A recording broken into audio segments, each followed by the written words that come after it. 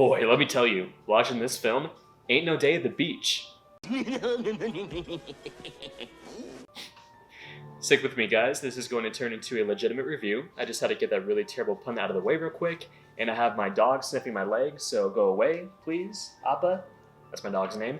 Anyway, welcome to yet another episode of Around the Clock Frights. I am Rod Sterling. I wish. I'm Joshua Essenberg, and today we're going to be talking about everyone's favorite filmmaker, M. Night Shyamalan, the man responsible for such cherished classics as The Last Airbender, After Earth, and of course, The Happening. What? No! What? No! Hope you enjoyed that Mark Wahlberg clip. So when I first watched the trailer for Old, I was a little bit concerned that this film was going to take itself a little bit too seriously, and by doing so, it would end up unintentionally cheesy and comedic. Because, like I said, whenever Shyamalan tries to create something serious, it ends up being unintentionally hilarious. I've already referenced Mark Wahlberg's infamous line from The Happening. I mean, there's also Adrian Brody's performance in The Village, where he plays a bumbling idiot. Shyamalan, whenever he tries to be serious, he just ends up making a fool of himself sometimes. So yeah, I was a little bit worried. And honestly, some of his more recent features, like Split and The Visit, the reason those films worked overall was because they had senses of humor. They weren't afraid to, show some, comedic elements. Like James McAvoy gave a very humorous performance in Split. I mean, at least at times. There was that infamous scene where he is dancing in his bedroom and he's talking about how much he loves Justin Bieber, and he has this really over-the-top lisp, and you can tell that was supposed to be funny. So yeah, that's why Split and The Visit worked, was because they were still kind of comedic. How does Old work overall as a feature film? Could I take it seriously? I would say about 40% of the time. 40% of the time, I was taking this movie seriously. The other 60%, I was getting a little bit annoyed. Shyamalan was showing some of his bad habits again. He has some of these bad habits that tend to show their ugly faces in his movies, particularly when it comes to his camera setups and, oh my god, just the performances that he gets out of his actors sometimes. It's just... What? No! Okay, so let me say this. So the last third of this movie, at least some of the last third of this movie, was actually pretty effective. And I would say overall there were at least 3 or 4 compelling sequences in this film. And in the last third, until we get to the incredibly lame twist, it felt as if Shyamalan had found his footing a little bit. There were some very emotional moments in the last third, and the actors were all delivering very strong emotional performances. And when we find out what happens to the two parents in this movie, I won't give anything away. This is going to be a mostly spoiler-free review. It is legitimately heartbreaking, and you are taking it seriously. And so the 40% that works in this movie. So there are some horrific sequences, and the reason that we're not laughing at them is because legitimately scary things are happening to these characters. Not to give too much away, but there's a character who is afraid of getting a certain deformity. They're afraid that their body is going to end up a certain way when they get older, and that kind of comes back to bite them in the ass, near the end. That's all I'm going to say. And there's this very, very spine-tingling sequence inside a cave where the two kids encounter something pretty unsettling. Let's just leave it at that. So I haven't even talked about the overall premise of this movie. So the premise is that you have this family. You have a mother played by Vicky Krieps. I believe that's how you say her name. I apologize if I mispronounced that. You have her husband, and then you have, their 2 kids, which, by the way, oh my god. So Shyamalan isn't always the best when it comes to writing kid characters, because, my god, in the first hour of this movie, I mean, Jesus Christ, the kids are incredibly unnatural, and they speak some incredibly unrealistic dialogue. Some of the most robotic wooden kids performances I've seen in quite some time, and they're played completely straight. There's a 6-year-old in this movie who keeps talking about mortgages, and he keeps asking people what their occupations are. That's the exact wording he uses. He just walks up to random strangers and he's like, "What occupation do you have?" What fucking kid talks like that? You know what? If if my 6-year-old goddaughter talked like that, I would think that she was either imitating something she heard on television or she was just being weird. Just flat out weird. 6-year-olds don't talk like that, Shyamalan. What the hell is wrong with you? Learn how to write kid characters because, my God, it was very weird and unnatural. Anyway, so this family, they arrive at this resort and, they learn that there's a, private beach like in the area. So M. Night Shyamalan himself, giving himself that trademark cameo, drives them to this beach, and let's just say that spooky shenanigans occur.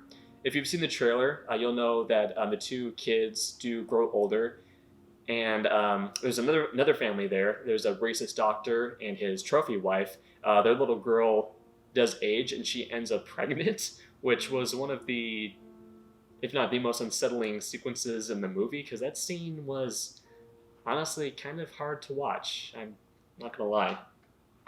So they have to find out what's going on. What is the secret of this beach? Why are all these things happening to them? Happening, get it? And are they going to be able to make it out alive? And okay, I don't want to reveal the twist, but in the ending of Psycho, where you had that pompous psychologist essentially explaining the entire plot to the main characters. He's just pacing around this policeman's office and he's talking about, Norman Bates, and, he's pretty much delivering Norman Bates' entire backstory. Not to give anything away, but that's kind of what happens at the end of this movie. The ultimate twist, when it's revealed, you have a character who delivers some incredibly lame exposition.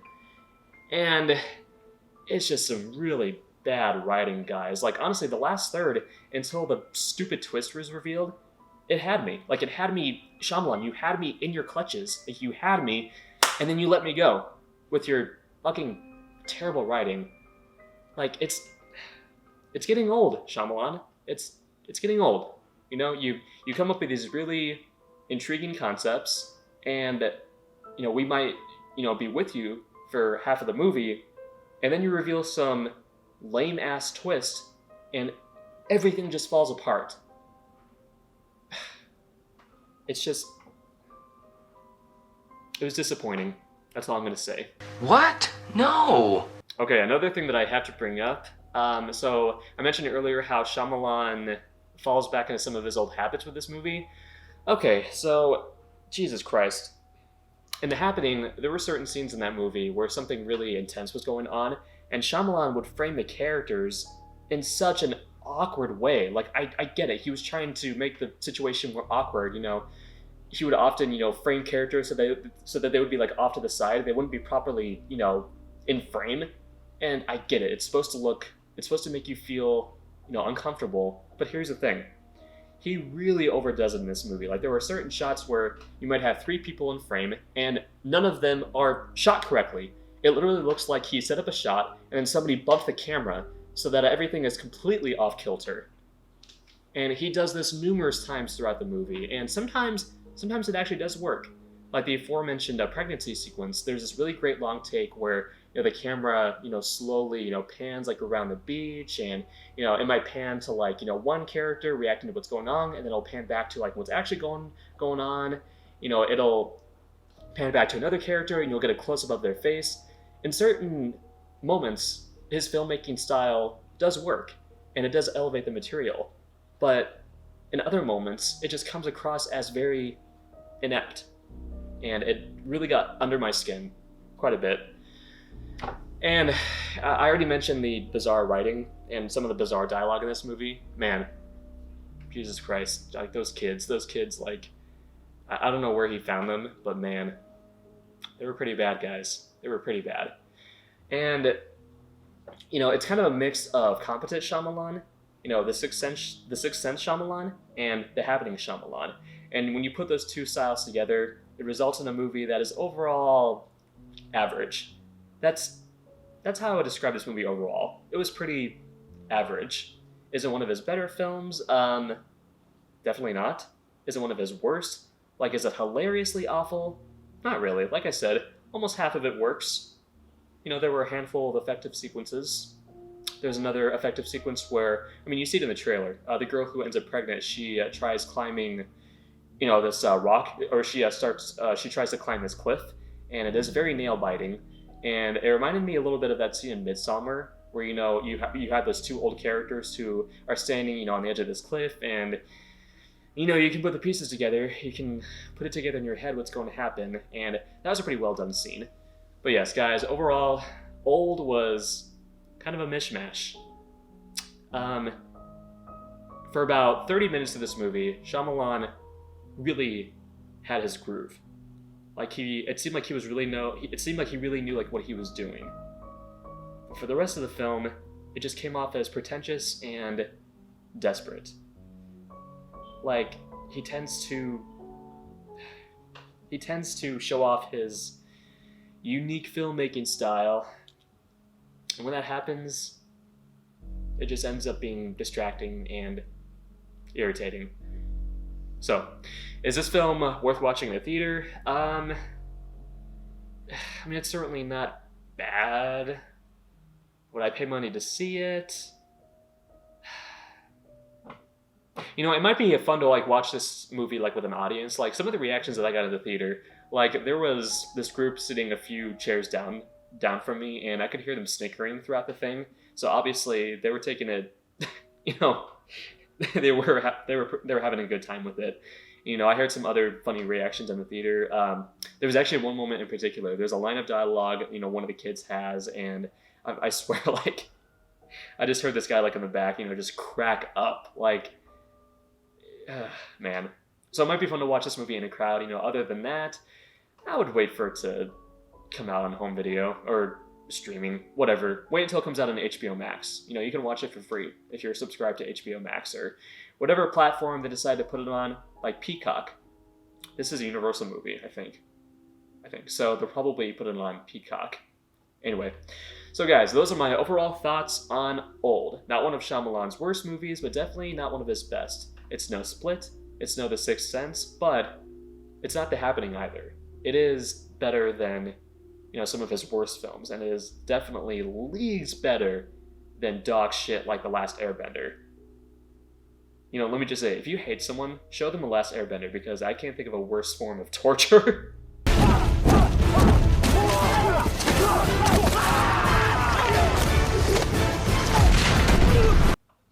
Alright, anyway, boys and ghouls, thank you so much for joining me in my discussion of Shyamalan's new opus, Old. I would love to hear what you thought of this movie. Leave your comments down below. I would love to know if there were any moments that made you laugh out loud, or if you could take the film seriously overall. Please let me know. It had some decent performances. I'll give it that. But yes, so guys, as far as what we have planned next, Kim is planning on filming a review of Fear Street Parts 2 and 3. That should be coming out here within the next week or so. Other than that, I mean, we got some really cool movies coming out here pretty soon. We have Halloween Kills with my man Michael Myers, good old Eminem. We have Antlers, produced by Guillermo del Toro. I can't wait for that. A lot of cool stuff is coming out this year. So guys, again, if you like this, go and subscribe to my channel, Round the Clock Frights. And whatever you do, just stay away from the beach, because you probably won't have a beaching time. Did that work? Did that joke work? Did that make you chuckle?